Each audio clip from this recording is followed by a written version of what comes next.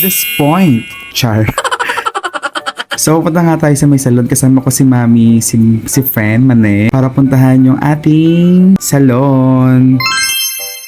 Grabe, ang lakas nga ng ulan, pero laban lang para sa pangarap. So mga kabubuyog, ito na nga yung kaganapan sa pag-aayos namin sa loob ng salon. Grabe, konti na nga lang, mababuo na siya. At tumulong na nga tayo sa paglilinis at pag-aayos dito sa may salon. Tinanggal ko na nga tong lumang tarpaulin dahil papalitan naman siya ng bago. At this point, char. Nilabas na nga namin yung mga gamot or yung chemical para sa buhok para nga mapunasan na nga namin. Sobrang alikabok na nga, gawa nga namin nagpipintura sa may loob. At dito nga ay pinaplano nga naming palagyan ng counter. Kaya naman todo sukat kami. Kailangan kasi maliit lang, kasya pang isang tao para sa cashier namin. Tinanggal na nga namin yung mga pangkulay at chemical na nakapatong dito para nga mahugasan na nga namin tong rack. At binuhat na nga namin palabas ni friend itong rack para nga mas mahugasan namin ng maayos. Kala namin mabigat, ang gaang lang pala. Sabi ko nga kay friend, ako na nga yung maglilinis nito para makapanood nyo na masipag talaga ako.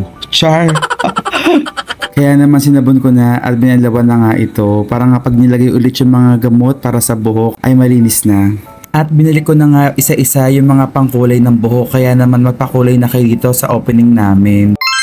Habang si friend naman ay pinupunasan tong electric fan. Thank you so much kay Daddy, kay Tito Luis at kay Kuya Randy. Sa pagpintura ng aming salon, grabe, apakaaliwalas na nga. At naglinis na nga kami dahil mag-aalas 6 na nga. At ako na nga yung nagtapon ng basura para ipakita ulit sa inyo na masipag talaga ako. Char. At isasara ko na nga din tong salon bukas ulit para sa another linis at ayos ng salon. At this point, char. Meeting naman tayo sa gabi para sa event. Grabe, walang mapapagod sa pamilyang to. So, jolly evening mga kabubuyog. Once more, it's your host, Jai. So, kakauwi nga lang po natin galing sa shop and sa meeting. And first time kong magsanda sa video, so hindi pantay yung kulay. Kasi lagi ako naka-t-shirt na white. Then kasi ito, nakakulog siya. Then ito yung kalahati, lagi naka-joyride. So ayun, kaya pala ako nakasando dahil binigyan po tayo na pasalubong galing Siargao. Ni Sister Kim na siya. Thank you so much, Ate Kim sa sando. Sobrang na-appreciate ko siya. Pili ko, ang laki ng katawan ko. And of course, like kay Marcia, Ate Arlene. Marcia tas Ate Arlene na yun. Binigyan niya kasi ako ng wipes. Ay alam niyo na gusto ko ng mga ganon. So thank you so much. And i-announce nga po natin yung mananalo or nanalo sa isa pahula po sa birthday ni Joros. Kung magkano po yung nakain po namin sa may Ninangans, sa may Marilao. So, ito na po yung resibo. The resibo. So, ayun nga ay, ang nanalo ay si... So, ang total muna, sabihin ko mo yung total ng bill na kinain po namin sa may Ninangans ay... That's 4,172.7 or 07. So, papakita ko siya. Po siya.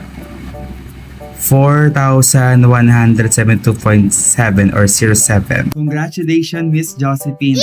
Ay, ang sagot niya ay 4K. So, malapit yun. Yung iba kasi more than 5,000 plus, 4 plus. So, siya yung pinakamalapit 4K. Sinare niya po yung video. Ito po yun. So, syempre, ibigay natin siya, i-PM natin niya para mabigay po yung kanyang 200 pesos Gcash galing kay Joros. So, once more, sa lahat pa ng gusto mag-giveaways or giveaways, abang-abang na po sa mga video na i-upload ko. And don't forget to follow, like, share this video and my Facebook page, Host Jai. Thank you so much, everyone. Laglag yung camera. Bye! Ingat ang lahat!